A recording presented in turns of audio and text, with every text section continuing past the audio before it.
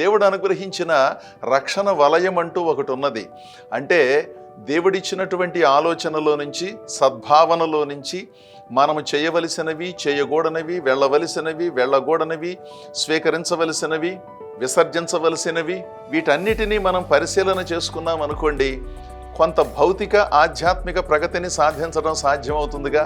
మహాభక్తుడైన పౌలు ఎఫెసీ సంఘమునకు వ్రాసిన ఉత్తరం 5వ అధ్యాయము 17వ వచనములో, ఇందు నిమిత్తము మీరు అవివేకులు కాక ప్రభు యొక్క చిత్తమేమిటో గ్రహించుకొనుడి. ప్రభు చిత్తాన్ని గ్రహించటానికి వివేకం ఎంతో అవసరమండి. చాలామందికి అవివేకం అధికం, వివేకం చాలా తక్కువ.